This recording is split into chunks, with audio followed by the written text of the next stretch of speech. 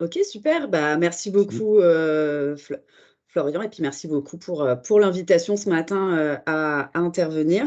Hop, sur effectivement, ces, nombreuses, réglementations inhérentes, au bâtiment. Donc, bonjour à toutes et à tous. Donc je suis Juliette, je suis chef de projet, chez Novabuild, l'association qui regroupe des acteurs de la fabrique de la ville engagés face au dérèglement, climatique. Donc j'espère que cette intervention, elle va pouvoir vous donner, quelques clés de compréhension sur la question du bâtiment et des très nombreuses réglementations, afférentes, mais aussi quelques, pistes de compréhension par rapport aux enjeux auxquels on doit faire face, aujourd'hui et puis bien sûr quelques, pistes de solutions, d'action plus concrètes. Donc vous l'aurez compris, on va traiter beaucoup de sujets, en très peu de temps. Je vais tâcher donc d'être concise tout en essayant d'être le plus clair possible. Donc pour présenter rapidement Novabuild, qui on est, Novabuild, on est l'association des, professionnels de la construction, de l'aménagement et de l'immobilier en Pays de la Loire. On les accompagne sur toutes les questions liées au dérèglement climatique. Aujourd'hui, on regroupe un peu plus de 430 structures, ça représente entre 2000 et 2000, heu, engagés qui agissent, au quotidien. On est, 50 public, et dans ce cadre-là, on mène des missions d'intérêt général un peu comme ce matin avec cette présentation et on a 50 de notre activité qui relève plutôt du privé où on accompagne, nos adhérents. Sur, la partie publique, on est financé par, la région des Pays de la Loire, l'État à travers, l'ADEME et depuis cette année par Nantes Métropole. Nantes Métropole, qui finance, le poste de Margot qui nous a rejoint, en début d'année et qui est chef de projet rénovation et réhabilitation et qui est plus particulièrement, sur toutes les questions d'accompagnement, des maîtres d'ouvrage, autour, du tertiaire. Donc notre offre de service, comme vous pouvez le constater, elle est vaste. Elle va de la diffusion d'informations à l'accompagnement de projets bas carbone, en passant par, bien sûr, l'échange et le partage, des bonnes pratiques. Tout ça avec une petite touche de prospective. Donc Novabile, on a tendance à dire qu'on est un peu, la vigie du monde de demain, du monde en devenir. Je rentre pas dans le détail, c'est pas du tout le sujet de ce matin. Notre sujet, c'est plutôt, pourquoi décarboner la construction? Donc petit rappel, des objectifs ambitieux ont été, fixés au niveau international, avec les accords de Paris à l'occasion de la COP, 21. Qu'est-ce qu'ils disent ces accords? Ils disent qu'il faut baisser drastiquement nos émissions de gaz à effet de serre pour éviter un réchauffement climatique qui irait au-delà de 1,5 degré. On sait déjà que malheureusement, ce 1,5 degré sera atteint dans la décennie. Il faut donc agir rapidement. La traduction de la COP 21, dans la loi française, c'est ce qu'on appelle la stratégie nationale bas carbone, qu'on appelle aussi, SNBC et là, l'objectif fixé, c'est d'atteindre la neutralité carbone en 2050. Ça veut dire qu'en 2050, tout ce qu'on émettra devra être compensé ou stocké, d'un point de vue carbone. Or, actuellement, les capacités de stockage du carbone sont très faibles et elles vont pas, tout d'un coup se retrouver, démultipliées. Donc, qu'est-ce que ça veut dire? Ça veut dire que ça passe forcément par une baisse drastique des émissions et c'est ce qu'on appelle, le facteur 4 puisqu'on va devoir diviser par 4 les émissions de CO2 émises à horizon 2050, ce qui veut dire les diviser par 2 à horizon 2030. Et là, en fait, ce que vous voyez sur cette diapositive, c'est, la traduction de cette trajectoire ramenée à un Français en moyenne. Donc ça veut dire quoi? Ça veut dire qu'en moyenne, un Français émet 9 tonnes de carbone par an.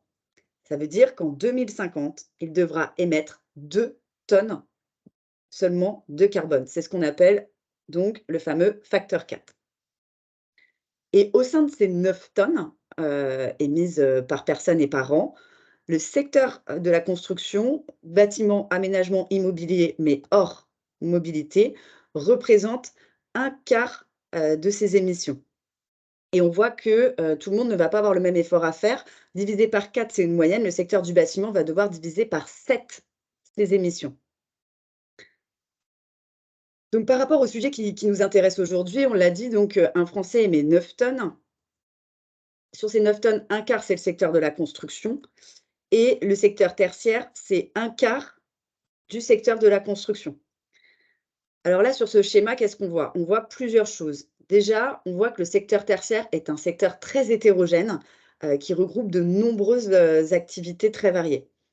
On voit aussi que, les principaux postes de dépenses énergétiques varient en fonction, des différentes activités.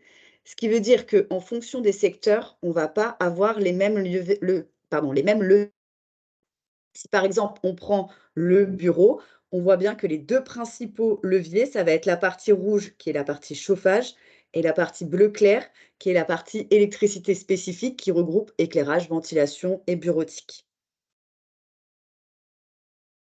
Donc que peut faire, le secteur du tertiaire? Alors les objectifs de la stratégie nationale bas carbone, fixent des objectifs importants pour, le tertiaire puisque, les objectifs fixés sont de diviser par 10 les émissions, de gaz à effet de serre d'ici 2050. Et là, sur ce schéma plus particulièrement, ce qu'on voit, c'est que, c'est la baisse, drastique, j'ai envie de dire, des consommations énergétiques qui est le principal levier. C'est pourquoi on a, en France, des réglementations, très importantes sur ce sujet de la réduction des consommations énergétiques, que ce soit sur le volet neuf avec la RE 2020 ou sur le volet de l'existant avec le décret tertiaire. Alors, j'ai essayé de faire la même chose, pour l'industrie. Donc, pour l'industrie, les objectifs de la stratégie nationale bas carbone sont un peu moindres puisqu'elle demande à ce que les émissions de gaz à effet de serre soient divisées, par 5. J'attire votre attention sur le fait que là, quand on parle, du secteur industriel, on parle bien que de la partie bâtiment. C'est pour ça qu'on a un impact, qui est moindre que celui du tertiaire puisque, dans l'industrie, on sait que, les principales consommations énergétiques vont être liées, au process.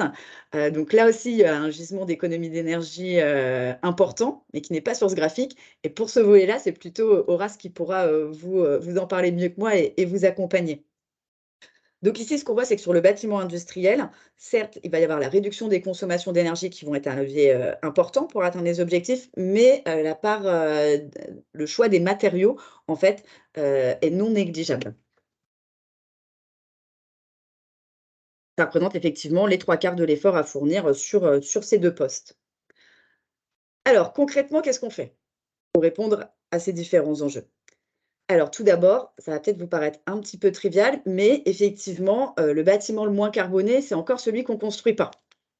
Et ça, la loi climat et résilience de 2021, elle marque vraiment un tournant sur cette question-là, sur la lutte contre l'artificialisation, des sols, qui est un des principaux enjeux avec ce qu'on appelle la ZAN, la zéro artificialisation nette. C'est pas le sujet du jour, je vais pas m'étaler dessus parce que sinon on pourrait, y passer, la matinée.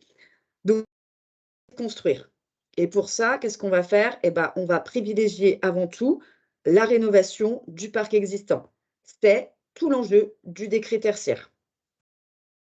Parfois, on ne peut pas faire autrement, que de construire et dans ces cas-là, il va falloir, construire différemment, il va falloir décarboner cette construction neuve et un des leviers, ça va être l'application, de la RE 2020. On pourrait s'arrêter là, d'un point de vue réglementation, mais ça serait un petit peu trop simple, comme on est en France et donc on a une réglementation, supplémentaire qui impose des obligations, en fait, de panneaux photovoltaïques ou de toitures végétalisées sur un certain type, de bâtiments, d'entreprise et donc vous l'aurez compris, ça, c'est à peu près tous les sujets que je vais balayer maintenant dans, la grosse demi-heure, qui nous reste. Donc, si on commence, par décarboner la construction neuve, qu'est-ce qu'on peut faire? Pour décarboner la construction neuve, un des principaux, leviers d'action, c'est d'appliquer ou en tout cas pour certains bâtiments, d'anticiper l'ARE 2020. Alors si on rentre dans le vif du sujet, c'est quoi l'ARE 2020? Il faut comprendre qu'en 2022, puisque l'ARE 2020 est entrée en vigueur en 2022, on est passé, d'une réglementation thermique à une réglementation environnementale. Ça veut dire qu'on est sur une, clairement beaucoup plus ambitieuse, pour notre filière et qui s'inscrit néanmoins, dans une action qui est continue et progressive depuis, la mise en application de la première réglementation thermique en 74. L'objectif de cette, réglementation environnementale, elle est, double puisqu'elle est de poursuivre l'amélioration de la performance énergétique, qu'on a déjà entamée donc depuis, plus de 40 ans, mais aussi de diminuer l'impact carbone. Donc ça, c'est la grande nouveauté de cette réglementation. Donc cette réglementation, elle a 4 grandes composantes. La composante énergétique, donc qui est de poursuivre la baisse des consommations, des bâtiments neufs. Donc on va aller bien sûr au-delà des exigences qui existaient déjà sur la RT 2012. Une composante carbone qui, elle, est nouvelle, qui doit permettre de diminuer l'impact sur le climat des bâtiments neufs avec une approche qu'on appelle une approche en cycle de vie, puisqu'on va comptabiliser l'ensemble des émissions du bâtiment depuis la phase construction jusqu'à la phase déconstruction. Ça aussi, c'est assez nouveau. On va avoir une composante confort d'été qui est renforcée par rapport à la RT 2012, dans l'objectif en fait de permettre aux occupants de vivre mieux qu'on va pouvoir dans des conditions climatiques qu'on sait d'ores et déjà difficiles, on l'a vu cet été. Sur ces 3 aspects-là, on va avoir des exigences de résultats imposées par la réglementation, je vais y revenir. Sur la qualité de l'air, on est plutôt sur une exigence de moyens, puisqu'on va demander un renforcement des contrôles de la perméabilité à l'air, ainsi que la vérification du bon fonctionnement de la ventilation. Donc la RE 2020, comme je vous le disais, elle est effective depuis le 1er janvier 2022 pour les logements. Au 1er juillet 2022, elle a été applicable pour, quelques, secteurs tertiaires, notamment les bureaux et l'enseignement primaire et secondaire. Depuis le début de l'année sont également concernées les extensions et les constructions provisoires et prochainement, alors bon, me demandez pas quand, on ne sait pas, mais prochainement en tout cas, c'est sûr, c'est dans les tuyaux, il va y avoir tout ce qui va concerner le tertiaire spécifique et notamment le secteur de la santé, entre autres, et également les bâtiments industriels. En attendant, pour ces secteurs-là d'activité, c'est bien l'ART 2012 qui continue de s'appliquer. Autre chose aussi, en cas de sites mixtes, c'est-à-dire à des sites où à la fois on va avoir du tertiaire par exemple et de l'industriel, eh bien c'est les réglementations appropriées à chaque appliquées. Donc comme je vous le disais, on est sur, pour la toute première fois, une réglementation, qui est à la fois énergétique d'une part et environnementale. On va prendre en compte, les émissions de gaz à effet de serre en plus de l'énergie. Et ça va se décliner avec 6 indicateurs auxquels on va adjoindre des exigences de résultats. Je ne vais pas vous les détailler ce matin. Simplement, ce qu'il faut retenir, c'est une composante énergie qui est clairement renforcée par rapport à la RT 2012. Qu'est-ce que ça va impliquer? Ça va impliquer une conception bioclimatique renforcée et notamment, ça insiste vraiment sur la performance de l'isolation. C'est également, on va favoriser le recours aux énergies renouvelables avec ce nouvel indicateur, CEP-NR. C'est ce que je vous disais, c'est vraiment la grande nouveauté, c'est cette composante carbone, qui d'une part, va prendre en compte l'impact carbone, des consommations énergétiques. Donc là, en fait, on va favoriser des énergies décarbonées et d'autre part, des matériaux de construction ainsi que de la phase chantier. Donc là, on va favoriser le recours à des matériaux bas carbone. Enfin, cette question du confort d'été qui est renforcée et ça, c'est vraiment très important parce qu'en fait, c'est la première fois que d'un point de vue réglementaire, on est en train de prendre en compte les conséquences, de l'adaptation au dérèglement climatique. Je ne vous refais pas le cours, hein, sur le dérèglement climatique, c'est une autre de mes présentations, mais ce qu'il faut savoir, c'est qu'aujourd'hui, il y a un décalage entre les émissions, de CO2 et l'augmentation des températures à peu près de 50 ans. Ce qui veut dire que, la situation actuelle et tous les épisodes caniculaires qu'on a connus cet été sont liés à ce qu'on a émis dans les années 70. Donc une chose est sûre, ça ne va pas aller en s'arrangeant de ce côté-là. Donc c'est vraiment très important sur cette notion du confort d'été qui soit vraiment pris en compte. Donc pour tous ces indicateurs, on a des valeurs seuils à pas dépasser, qui sont définies en fonction des catégories, d'activités. Et donc, si on se résume, qu'est-ce que ça veut dire, l'Aéro 2020 d'un point de vue concret? Ça veut dire, qu'on va devoir concevoir des locaux neufs, bioclimatiques, pour diminuer les besoins en chauffage et en électricité. Ça veut dire qu'on va devoir installer des systèmes énergétiques efficaces. qu'on va choisir des énergies plutôt décarbonées et donc privilégier le recours aux énergies renouvelables et choisir des produits de construction bas carbone, sous-entendu des matériaux biosourcés ou des matériaux de réemploi. Et d'une façon transversale, c'est ce que je vous disais, il va falloir favoriser le confort d'été par tout un tas de dispositifs qui sont un peu transverses à tout ce qu'on vient de voir, que ce soit à la fois du bioclimatique ou les matériaux et aussi la prise en compte des protections solaires, qui est vraiment, vraiment très importante, ainsi que la végétalisation de la parcelle, qui peut devenir vraiment une alliée sur cette question-là, ainsi que la végétalisation des façades. Je vous ai mis quelques exemples, de ce que ça peut donner. Donc on peut effectivement, mettre en œuvre, des matériaux bas carbone. À gauche, vous avez l'exemple, de l'extension du site d'Emmaüs, à Saint-Jean-de-Lignières à côté, d'Angers, qui a été réalisé par François Terrien, architecte. Et là, par exemple, on a, la mise en œuvre, d'un certain nombre de matériaux de réemploi et pas forcément à la marge parce que ce que vous voyez, en fait, c'est, les poutres structurelles, sont des poutres de réemploi qui proviennent, de l'ancienne patinoire d'Angers. Il y a également la mise en place, de matériaux biosourcés et aussi, le recours à des énergies renouvelables, notamment photovoltaïques. Sur, celle de droite, on est sur, la deuxième extension, si je ne dis pas de bêtises, d'un bâtiment de bureau pour la société, Biolay à Saffré en Loire-Atlantique, où là, on a eu une utilisation, très importante, de la terre crue, sur, les cloisons intérieures, entre autres. Donc là, on est bien sur un matériau géosourcé, un matériau bas carbone, mais également un matériau qui va participer à l'amélioration du confort d'été. On a également, sur ce projet-là, des panneaux photovoltaïques en autoconsommation. Donc là, on voit bien qu'on est en train de diminuer l'impact carbone de la consommation, énergétique. Un dernier exemple, c'est le siège social de l'entreprise, Charrier à Couéron, à côté de Nantes. Ils ont fait le choix pour ce bâtiment qui est une construction neuve, d'aller vers, une construction passive quand on fait une construction passive, en fait, on optimise, les apports naturels, donc on optimise la conception bioclimatique, ce qui permet de diminuer drastiquement les besoins en énergie. Là aussi, on voit qu'on est sur une approche qui répond clairement aux exigences, de la RE 2020. C'est pas totalement, sans transition parce qu'on est toujours dans une optique, de décarboner, la construction. La RE 2020 favorise notamment le recours, aux énergies, renouvelables.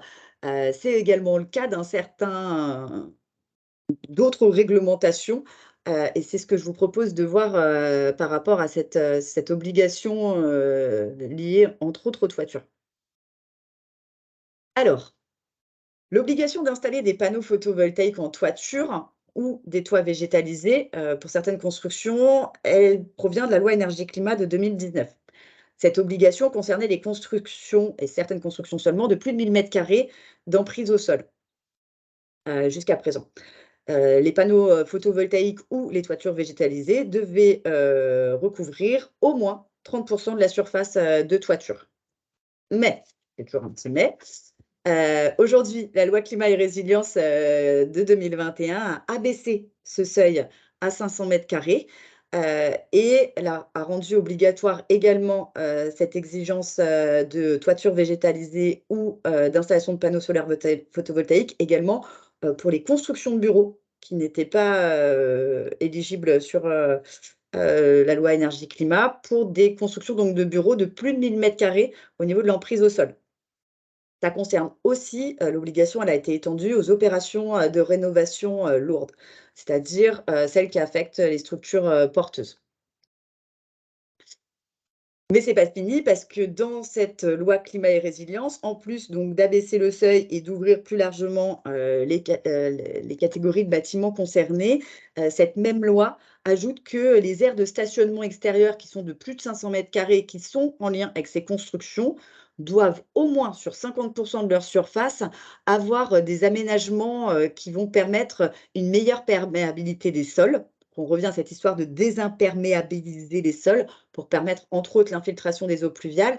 Mais on a aussi, une obligation, pour, ces aires de stationnement d'être ombragées, soit via des dispositifs végétalisés, soit via, des ombrières, photovoltaïques. Enfin, la petite dernière, c'est la loi d'accélération des énergies renouvelables qui a été, adoptée pas plus tard qu'il y a 2 jours. Donc vous voyez, c'est vraiment tout frais et donc dans cette loi, c'est acté le déploiement progressif, d'ombrières photovoltaïques. Là, on est sur des parkings existants. Des parkings existants qui font plus de 1 500 m² et si je dis pas de bêtises, parce que je suis pas trop spécialiste sur ce domaine-là, il est prévu, au fur et à mesure des années, de descendre progressivement ce seuil de 1 500 m². Je vous ai mis le petit logo d'Atlansen parce que sur toutes ces questions-là, bien sûr, je vous invite à contacter, l'association Atlansen, qui est, l'association des professionnels du solaire, dans le Grand Ouest. Alors sans transition, parce que je vois quand même, le temps, qui défile, je vous propose maintenant, d'aborder, la dernière partie, mais qui est pas la moindre, qui est celle, de décarboner, l'existant. Et je vous propose de commencer cette partie-là avec, le fameux décret tertiaire. Alors, excuse-moi Florian, tu m'as pas dit, mais, peut-être qu'il y a des questions quand même dans le chat? Moi, je vous vois pas, donc, je ne sais pas en fait. Non, non, ça va être bon. Tu peux Non, c'est continuer. bon? Ouais. Bon, soit c'est clair, soit je suis en train de perdre tout le On monde, verra à quoi. la fin. Bon, en tout cas, n'hésitez pas si vous avez des questions. J'avoue que je passe assez rapidement parce que, le sujet est plutôt dense. Donc souvent sur le décret tertiaire, on me dit très souvent, «Oui, mais moi de toute façon, je suis pas concernée, je fais pas 1000 m², je suis pas concernée par le décret tertiaire, j'ai pas besoin de m'en occuper». Alors déjà dans un premier temps, ça se vérifie si on n'est pas concerné. Parce que 1000 m², elle est pas si évidente que ça, cette notion, je vais y revenir, par la suite. Dans un deuxième temps, c'est pas parce qu'on n'est pas soumis à une réglementation, qu'on n'est pas soumis au décret tertiaire, qu'il ne faut pas se fixer des objectifs de réduction des consommations énergétiques. Je vous ai parfait tout le discours un peu alarmiste aujourd'hui face au dérèglement climatique, mais on est vraiment dans une situation, pas dire dramatique, délicate, qui fait qu'en fait tous les gestes vont compter. Aujourd'hui, toutes les économies d'énergie doivent être prises. Et puis, ce n'est pas parce qu'on n'est pas soumis à une réglementation qu'on ne peut pas, valoriser ce type de démarche, notamment à travers des démarches RSE ou, des démarches aussi de valorisation du patrimoine immobilier. D'autant plus qu'on ne sait pas non plus de quoi demain est fait. Il y a déjà eu des discussions pour abaisser le seuil des 1 000 m², du décret tertiaire à 500 m².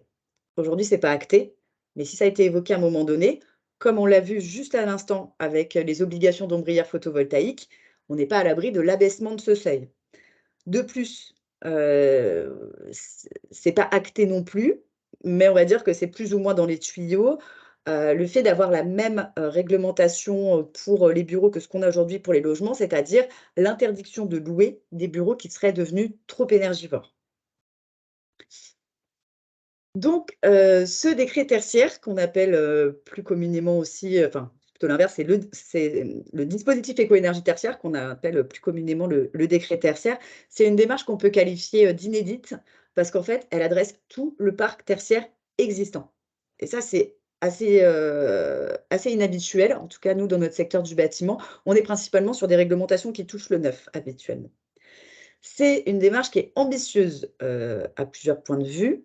Ambitieuse déjà parce qu'elle concerne, a priori un peu plus de 70 de la surface construite aujourd'hui, en tertiaire. C'est ambitieux aussi parce que toutes les parties prenantes sont concernées, aussi bien les propriétaires que les locataires et ce qui est, particulièrement inédit, c'est que toutes les énergies, sont comptabilisées puisqu'on est sur de l'énergie sortie de compteur. On va, se baser sur les énergies facturées, alors qu'habituellement, on est toujours sur du calcul théorique. C'est une démarche qui est ambitieuse aussi parce qu'elle fixe des objectifs, jusqu'en, 2050, avec des étapes intermédiaires. Donc ça, c'est intéressant parce que ça nous permet d'avoir une trajectoire sur le long terme et de pouvoir se projeter. Heu et puis, bah, si vous êtes un peu familiarisé avec, le décret tertiaire ou le dispositif éco-énergie tertiaire, vous n'êtes pas passé à côté de la plateforme, Opera, qui est une plateforme, de suivi justement, du déploiement de cette réglementation et qui va permettre en fait de suivre l'atteinte, des objectifs. Donc qui est concerné, j'en ai parlé, rapidement. On est bien sur, le parc tertiaire existant tel qu'il est aujourd'hui. C'est-à-dire qu'on va être à la fois sur, du neuf et de l'existant.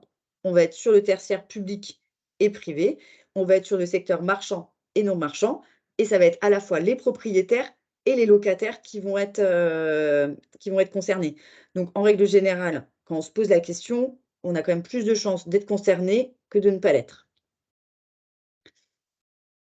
Alors le premier mot-clé, du décret tertiaire, c'est l'assujettissement. C'est-à-dire, est-ce que je suis concerné? Et là, la loi nous dit: «Est assujetti tout ensemble de bâtiments situés sur une même unité foncière ou sur un même site, dès lors que ces bâtiments hébergent des activités tertiaires sur une surface de plancher cumulée supérieure ou égale à 1 000 m². Ce qui veut dire que ces fameux 1 000 m² ne sont pas forcément 1 000 m² en tant que tels. On va avoir un premier cas qui est: mon bâtiment fait plus de 1 000 m² et contient que du tertiaire. OK, vous êtes assujetti. Maintenant, vous occupez une surface tertiaire dans un bâtiment où il y a d'autres activités, elle est inférieure à 1 000 m², il va falloir comptabiliser l'ensemble des surfaces tertiaires, et si l'ensemble des surfaces tertiaires du bâtiment sont supérieures à 1 000 m², alors vous serez assujetti. Pour vous donner un exemple, nous, Novabuild, nos locaux, notre surface fait 70 m².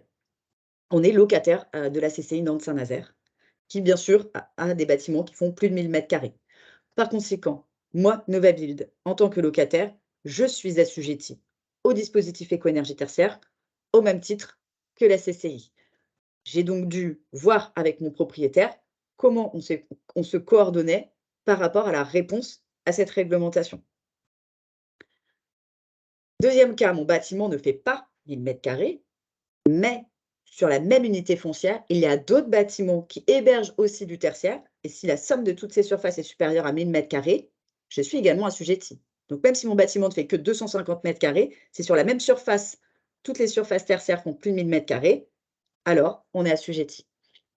Et enfin, le dernier cas qui est encore un peu plus subtil, on a plusieurs bâtiments qui sont reliés entre eux par ce qu'on appelle des liens fonctionnels, qui ne sont pas sur les mêmes unités foncières. La somme de toutes les surfaces tertiaires dépasse 1 000 m². Là aussi, on est assujetti. Et donc, c'est bien ce que je vous disais, on a toujours cette co-responsabilité entre le propriétaire et le preneur à bail. Ce n'est pas le propriétaire qui est assujetti, ce n'est pas le preneur à bail qui est assujetti, on est bien sur les surfaces tertiaires. J'attire votre attention parce que je pense que vous pouvez potentiellement, ou en tout cas les adhérents d'Horace peuvent potentiellement être dans ce cas-là. C'est ce qu'on appelle les sites mixtes, des sites industriels qui ont des surfaces tertiaires.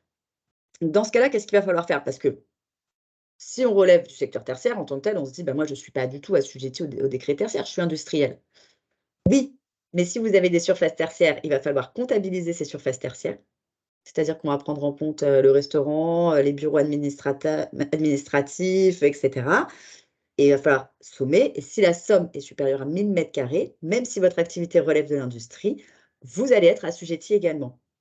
Et la petite subtilité souvent qui fait basculer en fait, le cas des sites mixtes et des activités industrielles, c'est le stockage des produits finis. Parce que si vous stockez des produits finis pendant plus de 5 jours, alors votre activité est considérée comme une activité de logistique, et cette activité de logistique, elle relève du tertiaire. Donc en plus des bureaux administratifs, restaurants d'entreprise, et cetera, vous allez devoir ajouter cette zone logistique, et si jamais vous dépassez les 1 000 m², vous êtes assujetti. Et donc le deuxième mot-clé, du dispositif éco-énergie tertiaire, c'est l'entité fonctionnelle. Alors, l'entité fonctionnelle, c'est, à ce niveau-là, en fait, qu'on va devoir réaliser la déclaration sur la plateforme Opera. Déclarer sa consommation de référence et déclarer ses consommations annuelles. C'est à ce niveau-là aussi que le dispositif éco-énergie tertiaire va fixer un objectif à atteindre en termes de réduction des consommations énergétiques, et que tous les ans, on va vous donner une notation pour savoir si vous êtes bien sur, le bon trend, sur la bonne tendance pour atteindre, votre objectif. C'est une maille, qui peut être plus fine que celle du bâtiment. Si jamais on reprenait le cas de Novabuild, et si jamais, je devais faire, ma déclaration sous Opera, mon entité fonctionnelle serait, la surface de Novabuild au sein de la CCI. Donc ça peut être plus fin que l'échelle du bâtiment, Ça peut être le bâtiment, mais ça peut être aussi un ensemble de bâtiments qui peut être une entité fonctionnelle. Et c'est vraiment quelque chose qu'il faut prendre le temps de définir. Là, ces 2 points-là, c'est vraiment les 2 points clés du décret tertiaire. Est-ce que je suis assujettie en réfléchissant bien vraiment à la somme de toutes mes surfaces tertiaires? Et si oui, quelle est mon entité fonctionnelle?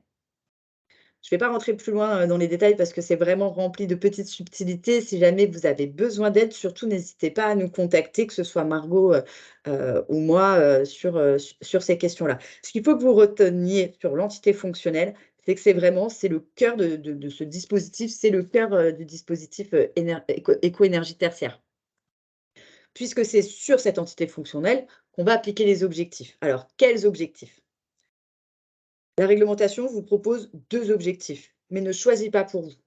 C'est vous qui allez devoir choisir quel objectif vous allez vous souhaitez atteindre ou qu'est-ce qui vous paraît le plus judicieux. Donc on peut choisir un objectif en relatif pour réduire progressivement sa consommation énergétique et atteindre -60 en 2050. Ou alors, donc là c'est plutôt le cas des bâtiments énergivores en règle générale, en résumé c'est ce qu'on dit. Ou alors vous choisissez un objectif en valeur absolue. C'est-à-dire que tous les 10 ans, la réglementation va définir une consommation d'énergie seuil qu'il ne faudra pas dépasser en fonction, de la catégorie, d'activité du bâtiment.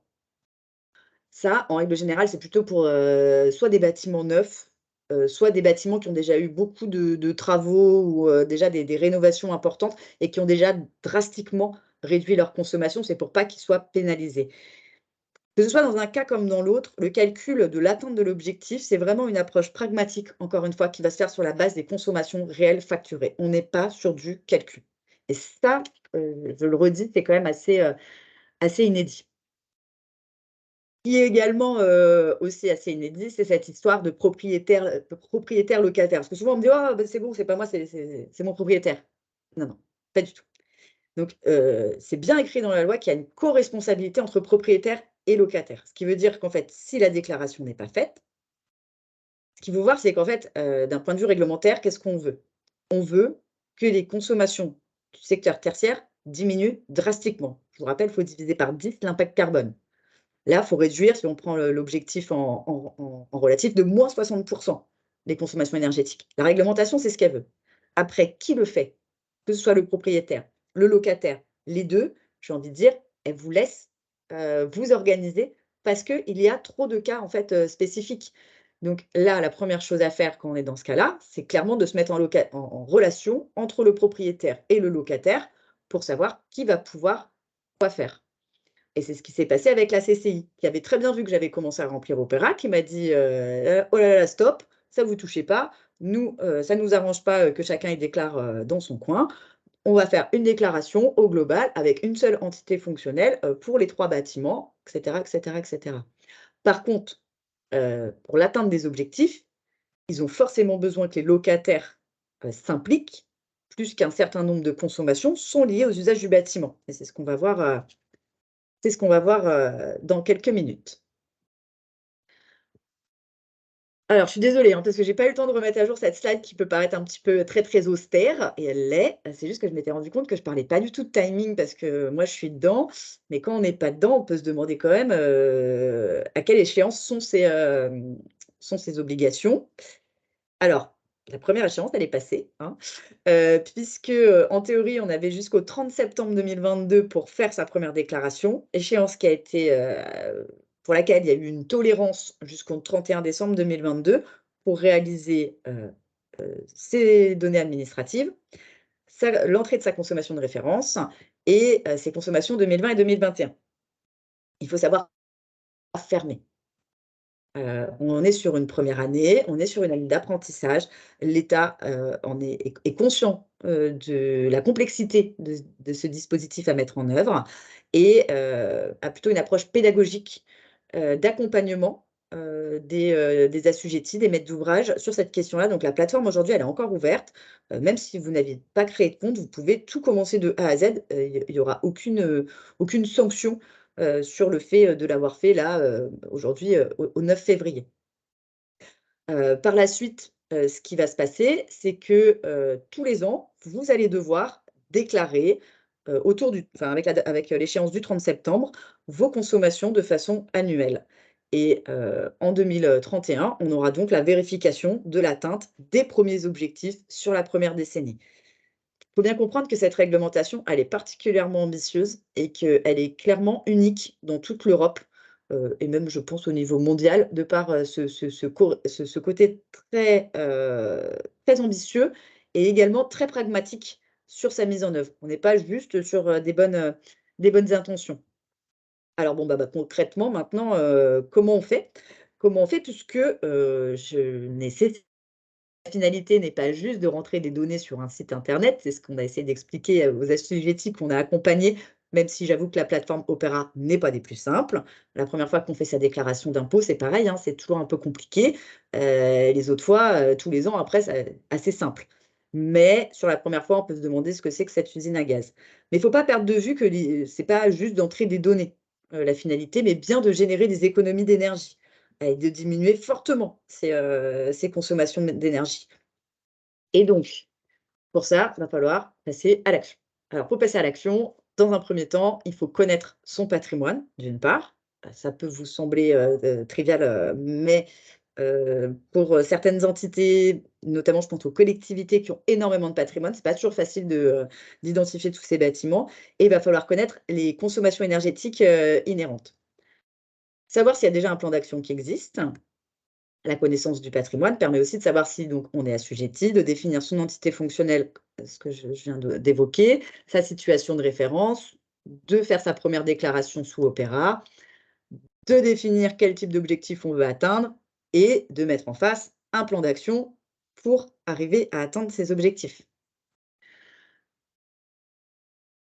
Il y aura un système donc de déclaration annuelle qui permettra de voir si on est en phase avec l'atteinte des objectifs. Et si on ne l'est pas, de pouvoir réajuster ce plan d'action qui aura été élaboré. Le plan d'action, c'est vraiment en fait le cœur, du dispositif, ça va être vraiment le cœur, heu, sans paraphraser, le cœur de l'action que vous allez devoir mener pour, réduire ces consommations, énergétiques. Donc je vous les ai remis, hein, parce que, on les aime bien, c'est vraiment des objectifs ambitieux. -60 en 2050, -50 en 2040, -40% en 2030. Ça peut paraître beaucoup et c'est vrai. D'autant que, -60 en 2050, clairement, c'est pas rien et que, mais par contre 2050, ça nous laisse un petit peu de marge de manœuvre quand même, pour, planifier et anticiper, un certain nombre, d'actions. Bon, par contre, -40% en 2030, 2030, au cas où, c'est dans 7 ans. Donc là, par contre, ça nous laisse un peu moins de temps. Mais, la bonne nouvelle, c'est que là, on peut avoir des gains assez rapides et atteindre assez rapidement, cette réduction. Et c'est ce qu'on va voir là maintenant avec, la mise en place de mesures que vous pouvez d'ores et déjà, réaliser, qu'on appelle des mesures, quick wins ou encore, victoires rapides, en français. C'est des mesures qui sont assez simples en fait, à mettre, en œuvre et qui vont par contre avoir un fort gain immédiat. En Pays de la Loire, il y a une étude qui existe sur la rénovation, des bâtiments tertiaires et qui fait un petit état des lieux et qui, nous donne comme chiffre que 50 des consommations sont liées au chauffage, que, ce chiffre monte à 2 tiers des consommations du tertiaire, si on fait chauffage, eau chaude sanitaire, refroidissement et que 1/4 des consommations énergétiques du tertiaire sont liées à l'électricité spécifique, éclairage, bureautique, majoritairement. Donc cette étude, en fait, qu'est-ce qu'elle nous dit? Elle nous dit qu'on a quand même des leviers extrêmement importants en termes d'exploitation, du bâtiment, de maintenance, d'une part et d'autre part, qu'on a un très fort levier aussi sur la question des usages et de l'implication des usagers. Donc là, je vais vous présenter très brièvement une dizaine d'actions. Alors, c'est pas moi, hein, qui les ai, regroupées ainsi, c'est, l'ANAP, qui est, l'Agence nationale d'appui à la performance pour les établissements de santé, en lien avec, la MAPES, qui est, la mission d'appui à la performance des établissements de santé, en Pays de la Loire. Vous pouvez le retrouver, c'est un webinaire, qui a été diffusé, maintenant, en fin d'année dernière. Et donc En termes de quick wins, donc action rapide, à moindre coût, à fort gain. Qu'est-ce qu'on peut faire? Eh ben, tout d'abord, on peut commencer par vérifier ses contrats. Et là, je pense que pour le coup, je ne vais pas rentrer dans le détail parce que Horace fait de l'accompagnement sur ces questions-là d'analyse de facture. Mais bien souvent, quand ça fait très longtemps qu'on a le même fournisseur, eh ben, on n'a pas forcément revu ses contrats. Or, notre process peut avoir changé, notre bâtiment peut avoir eu des travaux, on est peut-être sur des puissances souscrites qui sont plus totalement en adéquation. La deuxième chose, c'est ce que je vous disais, préparer, régler les équipements, l'exploitation, la maintenance. Je vais utiliser un gros mot que j'ai découvert qui s'appelle le rétrocommissionnement, qui est l'analyse en fait, des consommations réelles par rapport à ce qu'elles devraient être. Les gains sont absolument incroyables. Il y a des gisements, extrêmement importants. Régulièrement, à partir du moment où on commence à suivre sa consommation, on se rend compte par exemple que: «Tiens, c'est marrant, on consomme, du lundi au vendredi, mais on consomme aussi le samedi et le dimanche. Ah, bah oui, la chaudière elle était pas bien réglée». Et ça, au départ, j'ai cru que c'était à la marge et que c'était un cas particulier. On m'a dit: «Non, non, c'est un cas, qui est extrêmement récurrent». Hem, Faire de la maintenance préventive, c'est quand même aussi éviter des dysfonctionnements qui engendrent la plupart du temps des surconsommations. Donc vraiment cette question, de l'exploitation, de la maintenance et de la maintenance préventive, elle est vraiment, au cœur du sujet, pour générer rapidement des économies d'énergie. Après, on va avoir des petits travaux, hein, tout simples, tout le monde la connaît, mais en éclairage, passer en LED dès que possible. Et bah, quand on a des grandes surfaces d'éclairage, c'est un gain effectivement, important. Demain, on fait, un événement, une réunion, si certains sont sur Nantes, on sera à l'École supérieure du bois sur justement cette question du plan d'action. On va avoir le témoignage du centre commercial Beaulieu. Autant vous dire que niveau éclairage, quand ils font tout passer en LED au fur et à mesure, ils ont eu des gains absolument incroyables. Et la dernière action, c'est vraiment cette question, d'impliquer, les usagers, les sensibiliser, c'est c'est vraiment quelque chose qui est clé. Ce qu'il faut bien comprendre, c'est que les objectifs aussi ambitieux, du dispositif éco-énergie tertiaire ne pourront pas être atteints si on n'embarque pas les usagers des bâtiments. Ça, c'est clair et net. Et pour ça, heu, idéalement, il faut mettre en place un référent énergie dans l'entreprise. Ça permet déjà d'impliquer plus les collaborateurs et il faut absolument les associer sur les actions qui vont être mises en place. Il faut que, ces actions, elles soient clairement choisies par les usagers et pas subies. Je vais vous redonner un petit exemple, personnel.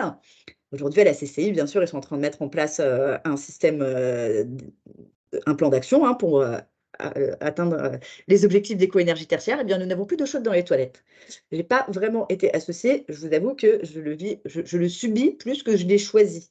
Alors que si on nous avait associés, nous, usagers, locataires, peut-être qu'on aurait pu, voilà, trouver aussi d'autres actions, peut-être qui pouvaient générer plus d'économies que de se laver les mains à l'eau froide. C'est vraiment important, j'insiste sur cette question de l'usager parce que, on peut pas être acteur si on comprend pas et si on n'est pas vraiment moteur sur ces questions-là. Donc là, normalement, une fois que vous avez fait ces 10 actions, vous êtes arrivé au moins 40, pas de souci. Bon, pour le moins 60, on va pas se mentir, ça va être un petit peu plus compliqué et on va mettre en place des travaux quand même un peu plus lourds. Heu Not et donc, on va attaquer, les questions du bâti, à proprement parler et donc les questions de rénovation. Et là, va falloir un peu anticiper, parce qu'on va pas y revenir, plusieurs fois. Ça, c'est clair. Ça veut dire qu'en fait, si la rénovation, elle est mal faite la première fois, il y a peu de chances qu'on y revienne et comme on dit dans le jargon, en fait, on aura tué le gisement d'économie d'énergie. On va pas se remettre à refaire, une deuxième série de rénovations lourdes. Donc pour avoir une rénovation performante, et bah, tout d'abord, la première re réflexion, à avoir, c'est vraiment, avoir une réflexion autour de cette question qui a été, très à la une de l'actualité, qui est la question de la sobriété. Il va falloir, vraiment diminuer les déperditions, thermiques, du bâtiment. Il va falloir, vraiment avoir, une attention toute particulière, sur cette question de l'enveloppe. Parce que si par exemple vous vous dites: «Bon bah moi la première chose que je vais faire, c'est que je vais changer ma chaudière. Parce que ma chaudière elle est en fin de vie, elle consomme trop, je change ma chaudière». D'accord? Donc vous allez reprendre une chaudière qui va avoir à peu près la même puissance. Puis il arrive au bout d'un moment où vous allez vous dire: «Ah bah tiens, je vais isoler». Donc vous allez diminuer vos besoins, en énergie, sauf que votre chaudière, elle sera toujours autant aussi puissante et donc là, vous allez avoir clairement une surconsommation, voire un dysfonctionnement de votre chaudière, qui va être amplifié parce qu'elle sera justement surdimensionnée. Donc, dans un premier temps, vraiment la première chose à faire, c'est réduire, ses besoins énergétiques et donc ça passe bien sûr par la question de l'isolation, du remplacement des menuiseries et puis, bah, à l'occasion, comme on travaille sur l'enveloppe, il faut avoir une attention particulière sur la question de la protection solaire, encore une fois, par rapport, au confort d'été. Aujourd'hui, il y a certes la question du confort d'hiver, mais qu'on sait particulièrement bien traiter. On voit par contre que sur la question du confort d'été, on a beaucoup plus, de difficultés. Là, je vous ai mis, 2 exemples, enfin, ça c'est un premier exemple en fait, d'un bâtiment donc qui a été, réhabilité, c'est dans le nord de la France. Il y a une réhabilitation et une extension. Ils ont fait une isolation thermique par l'extérieur, un changement de menuiserie, ils ont rajouté, des vitrages. On en profité pour changer le look du bâtiment, je pense que c'était pas du luxe et ce qu'on voit moins sur ces photos, c'est qu'ils en ont profité pour faire un raménagement intérieur aussi en impliquant les usagers. Ça a été, réalisé, post-Covid, donc avec aussi une évolution, des habitudes et ça a été vraiment une opportunité qui a apporté une réelle plus-value, pour les salariés et donc pour la direction. Un deuxième exemple, c'est, le restaurant universitaire, du Crous à Poitiers qui là aussi, lui, a fait, le choix d'une isolation thermique par l'extérieur et là, je voulais attirer votre attention, c'est que non seulement on est sur une isolation thermique par l'extérieur avec, une attention particulière sur le choix du matériau puisqu'on est en paille hachée insufflée. On est donc, sur un matériau, bas carbone comme on a pu voir, au début de la présentation, mais aussi un matériau qui provient d'une ressource renouvelable et donc on rentre dans la question aussi, la finitude des ressources, mais ça, c'est encore un autre sujet. Donc, dans un deuxième temps, maintenant qu'on a réduit au maximum, nos besoins, eh bien, on va mettre des équipements efficaces, des équipements, efficients même et là, tout va être question, de compromis, pour trouver un équilibre entre, le confort d'hiver, le confort d'été et bien sûr les consommations, énergétiques. Et enfin pour terminer et j'en aurai fini, oui bien sûr la question de la réduction des consommations énergétiques, elle est très importante. Il faut impérativement, diminuer ses consommations, diminuer, les émissions de gaz à effet de serre, diminuer l'impact, des bâtiments, sur le dérèglement climatique. Mais pas que. On n'est pas que sur, des contraintes ou une succession de réglementations, même si c'était un peu le cas de ma présentation ce matin. Il faut vraiment voir, la rénovation comme une opportunité. C'est, l'occasion de repenser les usages du bâtiment, d'impliquer les salariés dans un projet. Encore une fois, ils ne doivent pas subir, ils doivent bien être là en tant qu'acteurs et choisir. Et tout simplement pourquoi? Et bah, parce qu'un salarié qui va se sentir bien dans le lieu où il travaille, ça va être un salarié qui va être plus heureux et ça va être un salarié qui va être moins absent et aussi un salarié qui va être plus productif.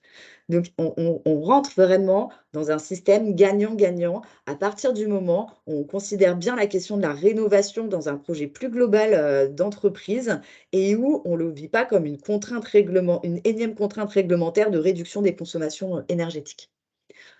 Un projet de rénovation, ça peut être aussi l'occasion de repenser la question des transports, de favoriser tout ce qui va être transport doux, parce qu'on ne peut pas toujours se rapprocher d'un transport en commun, hein, sauf en cas de changement de bâtiment.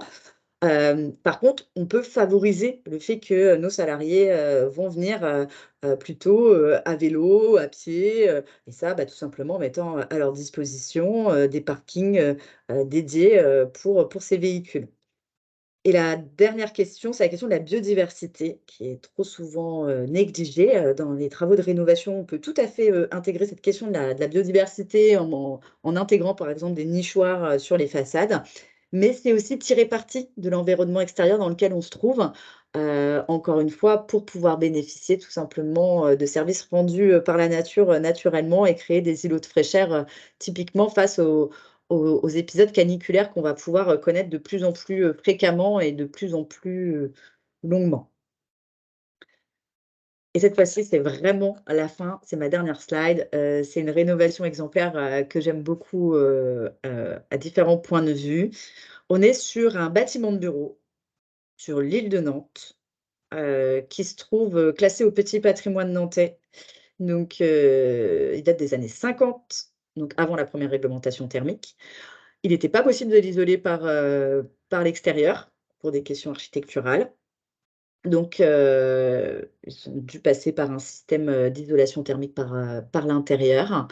Ils ont fait des surélévations en bois pour densifier tout en gardant quand même un peu de légèreté. Et c'est un projet qui a recherché la sobriété vraiment sur tous ces aspects.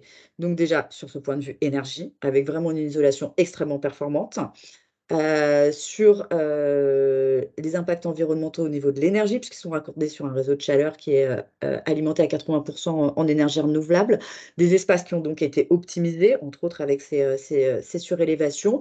Et puis, quand ils ont emménagé, bah, ça a été un choix aussi d'arriver sur l'île de Nantes, en lien avec justement la question de la mobilité qui a un très très fort impact sur quelle que soit l'activité qu'on a, puisqu'ils se sont rapprochés de plusieurs sites de transport en commun, mais ils ont également créé, même si le bâtiment n'était pas très grand, une zone dédiée pour de garage à vélo, mais aussi des bornes de recharge pour les véhicules électriques et notamment pour les vélos et scooters électriques. Puis enfin, eh ben, ils ont posé des panneaux photovoltaïques pour une autoconsommation, notamment des parties communes. Voilà, à peu près, ce que je pouvais essayer de balayer le plus rapidement possible, sur cette question de la réglementation dans les bâtiments. Je reste bien sûr à votre disposition ainsi que le reste de notre équipe. Margot donc dont je vous ai parlé est plus sur, l'accompagnement des projets, de rénovation et Lola est plutôt, sur, les projets, RE 2020, performance bas carbone. Et si vous avez des questions, eh bien je suis, à votre écoute. Super, merci. Il y a des questions dans Ouh! le chat. On va commencer. Est-ce que les établissements médico-sociaux type EHPAD sont concernés par la RE 2020? Alors, ils vont l'être. Ça fait partie en fait, des bâtiments dont la déclinaison n'est pas encore sortie. Ça fait partie des textes à venir. Ils le seront, mais on ne sait pas encore quand. Ok, merci. Après, quelle est la règle lorsque je regroupe deux activités en open space tertiaire et secondaire? Ça va être pour le décret tertiaire, du coup. Alors, je ne sais pas si la question concerne l'assujettissement ou pour compter les consommations énergétiques. Pour, Mm. l'assujettissement, bah, il faut estimer, on va dire, du mieux qu'on peut la surface tertiaire et la surface, secondaire. Après, enfin, ouais, c'est compliqué de répondre sans avoir plus de Je, contexte je parce vais, que je vais autoriser le micro, je vais voir si on peut. Oui, on peut. Du je vais coup, peut-être Johan, tu sortir de peux, là. si tu veux parler, tu peux, ouais, pour ta question. Oui, bonjour. Ah, Bonjour. Bonjour. Voilà, on a des activités tertiaires et secondaires dans un open space. Ma question, c'est est-ce qu'il faut comptabiliser tout l'open space ou c'est dire l'activité tertiaire est juste de temps de mètres carrés et ou c'est la totalité à prendre? Alors non, on compte bien que la surface tertiaire et à savoir, est-ce que c'est du tertiaire ou pas? Parce que, par exemple, si cette activité tertiaire, elle est clairement rattachée à l'activité industrielle, elle n'est pas comptabilisée comme surface tertiaire. Petite subtilité. Exemple, le bureau du contremaître, qui est, si par exemple on est dans une imprimerie et que, on a le bureau, de la personne qui surveille, les presses, bah, lui, il n'est pas comptabilisé comme tertiaire, son bureau, parce qu'il est intimement lié intrinsèquement au process industriel. Alors que si on est sur le bureau administratif, la comptable, la chargée de com, la RH, là, on est sur du tertiaire pur et dur.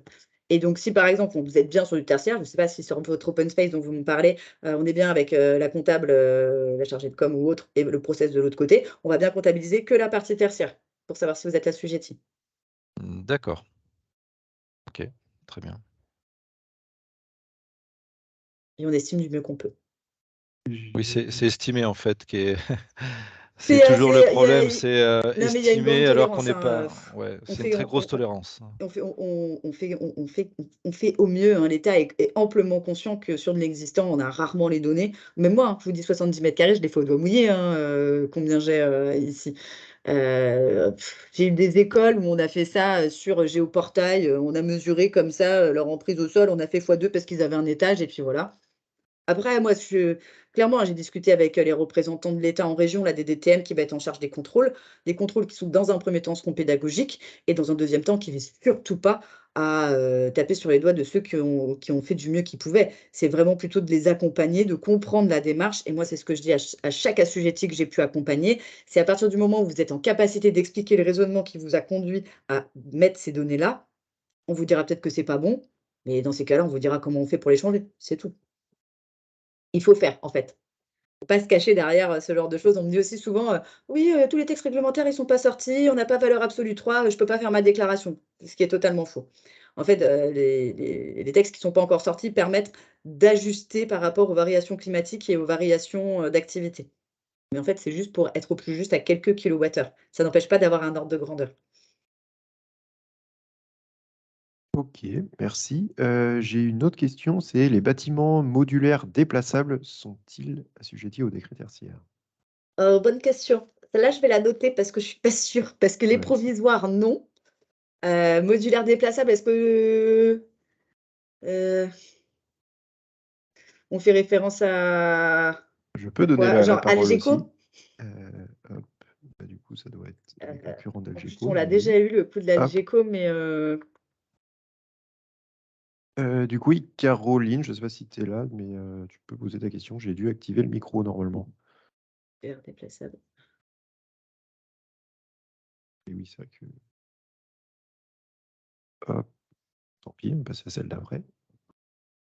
Bon, bah, au cas où, vous me redirez si c'est type Algeco, enfin bungalow de chantier ou autre, c'est ce à quoi vous pensiez. Alors, sur les locaux artisanaux, plomberie, électricité, Mhm. plaquistes, tout ça, est-ce qu'ils sont assujettis? Ça doit être Oui, le décret tertiaire, je pense, hein. Oui, oui. oui, ok. Euh, Et après, ouais, pour le décret, je pense, est-ce qu'on peut découper comme on veut, par exemple, en fonction de l'âge des bâtiments d'un même site pour pouvoir sélectionner des années de référence plus adaptées? Alors, c'est tout l'enjeu en fait de l'entité fonctionnelle dont je parlais.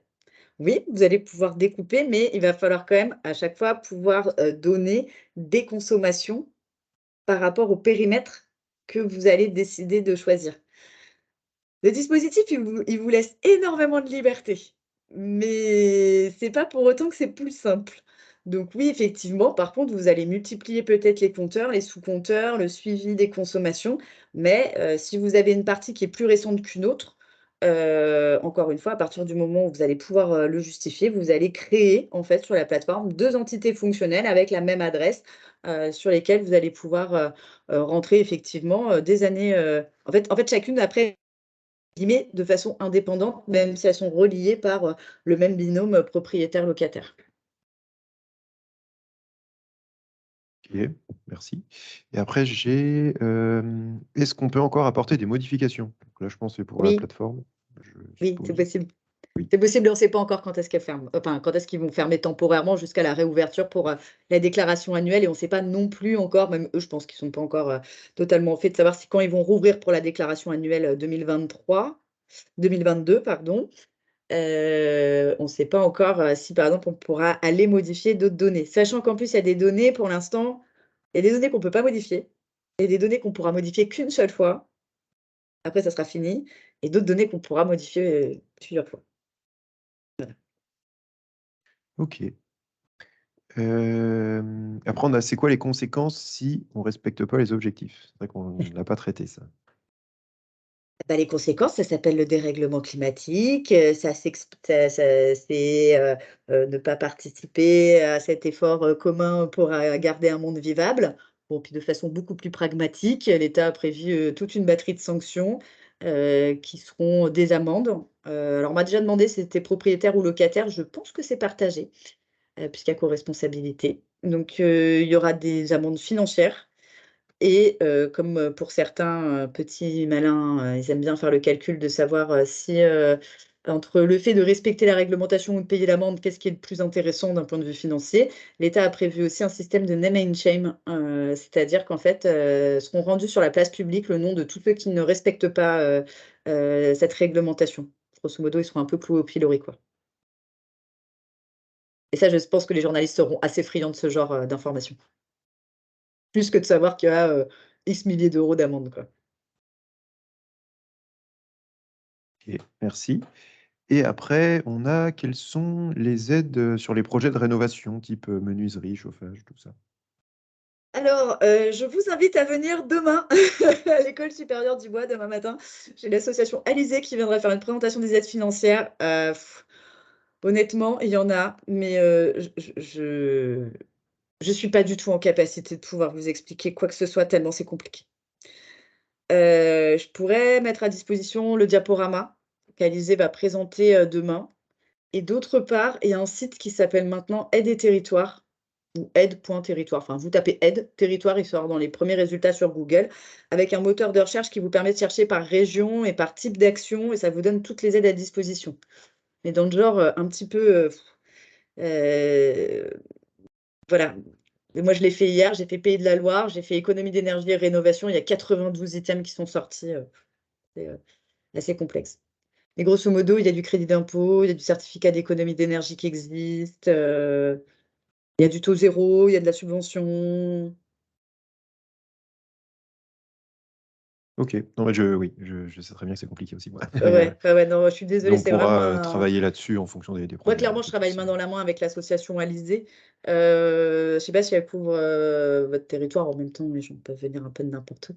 Voilà, qui Non, couvre du coup. quoi sur les 44 et 49 en Ouais, c'est ça. partie, mais plutôt la partie Angers, pas la partie Cholet, je crois. Voilà.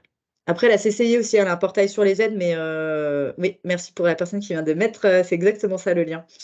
Euh, Après, la CCI aussi, elle a un portail sur les aides, un peu moins à jour, je peux me permettre. Je sais pas. Aide des Ok. territoires, c'est un site de l'État, je précise. Et j'ai une dernière question qui vient Il y a aussi des d'arriver. aides financières sur l'accompagnement. Pardon, c'est un petit- parce que c'est vrai qu'on pense toujours travaux, machin, etc., les menuiseries, l'isolation et tout. Il y a aussi des aides financières qui existent. Alors, on en retrouve sur ce site-là sur tout ce qui va être lié aux audits énergétiques, l'accompagnement par un bureau d'études thermiques. Et puis, bah, vous avez des structures comme nous, comme Nova Build. Nous aussi, on est une forme d'aide puisque, par exemple, nous, Nantes Métropole finance pour faire de l'accompagnement sur cette question de la rénovation du tertiaire et de la mise en œuvre du décret tertiaire. Une autre forme, on va dire, d'aide. Ok. Et du coup, oui, une question sur la vérification du respect des objectifs se fait-elle par décennie ou par année? Et si on Par prend du retard, décennie. est-ce qu'on peut rattraper? Ok, décennie. Oui, donc c'est Alors, c'est 2030, par quoi. décennie, et c'est cette histoire de notation, en fait, je ne suis pas rentrer dans le détail, mais grosso modo, il y a votre point de départ qui est votre consommation de référence que vous devez choisir. Après, vous allez rentrer vos consommations, et donc on va voir à chaque fois, par rapport à la courbe sur laquelle vous devez être, si vous êtes un peu au-dessus, un peu en dessous, et c'est cette histoire de notation, c'est de dire, bah, si on est un petit peu au-dessus de ce qu'on devrait être, on va avoir une petite feuille orange parce qu'on n'est pas totalement dedans. Si on est mieux que l'objectif, on aura une petite feuille verte, etc. Et en dehors du côté notes, c'est surtout le côté que la plateforme va pouvoir indiquer si on est sur la bonne tendance ou pas, quoi. Nous, on a déjà eu le cas d'assujettis, j'avoue qu'on s'est un peu posé des questions, où leur consommation 2020 et 2021 là, qui devaient rentrer, elles étaient supérieures à leur consommation de référence. C'est ça qu'on ne sait pas très, très bien. Ça s'expliquait pour plein de choses, mais de ce fait, il y a pas mal de choses à mettre en place. Activité Ok. égale, alors non, ce que je viens de dire, c'était pas vraiment activité égale, justement, c'était dans le cadre d'un hôtel, mais la plateforme lisse ça. Alors, pareil pour la surface. La plateforme Opéra est certes une usine à gaz, mais c'est pour la bonne cause néanmoins, parce qu'en fait, elle permet un lissage. C'est-à-dire qu'on était dans le cadre d'un hôtel, et donc sa période de fonctionnement, elle avait varié. Il avait ouvert plus tôt et il avait fermé plus tard que sur son année de référence. Donc forcément, il a plus consommé. Sauf que la plateforme fait des ratios automatiques et donc avait rapporté ça sur voilà, une activité égale. Sauf que comme ce monsieur avait ouvert plus tôt, il avait mis des radiateurs en extérieur, chose qu'il n'avait pas les autres années. Et pareil pour sa piscine qu'il avait dû chauffer plus longtemps. Et ça, pour le coup, Opéra ne fait pas des ratios. Donc voilà, ça s'expliquait aussi. Mais oui, il y a tout un système hein, où tout est lissé, les variations climatiques, les augmentations de surface peuvent être aussi prises en compte pour X ou Y raison. Oui, alors oui, si ma production augmente, ma consommation va augmenter est un sujet récurrent, notamment sur les assujettis qui sont en lien avec des sites industriels. Euh, alors, j'ai pas lu la question en entier parce que moi, je vois que les pop-up qui s'ouvrent. Euh, D'ailleurs, c'est vrai que Euh, je pourrais la mettre tout simplement, la conversation, dans le cadre d'un industriel, la proportion d'énergie est réellement variable en fonction de la compte pour le ratio dont vous parlez. Alors, c'est tout ce qui va sortir là prochainement sur valeur absolue 3. Euh, il y a ce qu'on appelle des indicateurs d'intensité d'usage. Alors, pour prendre un cas plus simple que je connais mieux, qui est l'occupation des bureaux tertiaires. Il va peut-être y avoir une année où tous les salariés de Novaville sont là tous les jours, tout le temps. Et puis après, il y a genre le Covid, et après, il n'y a plus que la moitié des salariés de Novaville qui sont là, et pas tout le temps non plus, quoi. Donc, comment est-ce qu'on va comparer nos consommations énergétiques? Et ben donc, il y a cette question de l'intensité d'usage qui, en fonction de l'activité, est définie en heures de présence, en tonnes de, je sais pas quoi, produits, etc., etc. À nouveau, la plateforme et les textes réglementaires essayent de lisser ça aussi, ces variations, avec un indicateur qu'on appelle l'intensité d'usage, qui est, je le concède, un poil compliqué à calculer et qui n'est pas sorti aujourd'hui pour toutes les activités. Parce qu'ils essayent d'être au plus juste et que c'est ce que je vous expliquais, le secteur tertiaire, il est extrêmement, varié et hétérogène, donc voilà, ça met un peu de temps pour trouver les bons indicateurs parce que tout ça relève aussi de processus de concertation avec les différents syndicats et organisations professionnelles. Ok, merci. J'ai plus de questions. N'hésitez pas à poser vos questions. Et si vous voulez, je peux aussi allumer vos micros hein, si vous voulez poser une question en direct. N'hésitez pas à le mettre dans la conversation. Parce que si je mets le micro de tout le monde, ça- Euh, donc voilà, si je vois pas d'autres questions, on va avoir à peu près terminé. Je pense qu'on a fait un bon tour d'horizon des réglementations et de ce qu'il y avait. En tout Après cas, voilà, merci. c'était vraiment très, très résumé, notamment, enfin vos questions portaient plutôt sur le décret tertiaire et le décret tertiaire, la réunion dont je parle demain, c'est la 4e, plus 2 webinaires qu'on a fait en ligne sur le sujet. Donc, ça représente quand même des dizaines d'heures d'intervention. Et en fait, moi, je vous ai condensé ça en 4 slides. Vous imaginez bien que c'est de ce fait un petit peu plus compliqué. C'est ce que je me suis évertuée à essayer de vous dire. L'idée, c'est vraiment plutôt de comprendre la philosophie et encore une fois, vraiment de ne pas le prendre comme une contrainte, mais vraiment comme une opportunité qui nous est donnée aujourd'hui d'un accompagnement sur la réduction des consommations énergétiques. C'est aussi un peu le cœur d'activité d'Horace. Puisque pour répondre aux questions sur le process, je pense que vous pourrez les accompagner. Oui. Donc voilà, moi je voulais juste faire un petit aparté à la fin sur nos prochains webinaires et prochaines activités. Des nouvelles questions qui arrivent. Est-ce que tu peux les lire en attendant? Je présente vite fait le programme Vas-y. d'animation Oui, en oui. 2 minutes et puis après on rattaque les Oui, oui. questions. Parce que là, je vois qu'il est bon. Euh, Dans nos prochaines animations, donc on a fait quelque chose sur l'effacement énergétique début de semaine là, et en fin de compte, tous nos webinaires sont enregistrés et sont mis sur YouTube. Donc sur Horace en fait, donc faut pas hésiter à aller les voir. Et il y a même des thématiques en fait qu'on traite quasi tous les ans et en fait on répète la même chose, donc on les laisse juste en enregistrement sur YouTube, donc sur des thématiques un peu, je sais pas, l'éclairage par exemple. Donc voilà, faut pas hésiter à aller voir ce qu'il y a. Les prochains webinaires, on va voir sur le contexte énergétique. Donc voilà, c'est bien de faire un petit point quand même avec tout ce qui se passe de temps en temps. Puis il y a le temps que ça change pas mal en plus, arrivé jusqu'en avril. Sur les moteurs électriques et le pilotage des moteurs électriques, on va faire quelque chose d'assez précis sur le sujet. Donc industrie, mais aussi les tertiaires, hein. Un cycle WebTech sur l'ISO 50001. Donc le but, c'est d'avoir c'est plusieurs webinaires sous forme un petit peu d'atelier. Et le but, c'est de voir où est-ce que vous en êtes par rapport à l'ISO 50001. Et se dire, bah, OK, il faudrait que je fasse ça, ça et ça, et combien ça va coûter à peu près. Donc voilà, c'est un cycle WebTech. Donc c'est pour voir, pour travailler un petit peu aussi. Et des e-cafés qui sont un petit peu sur des thématiques un petit peu plus larges pour avoir des informations.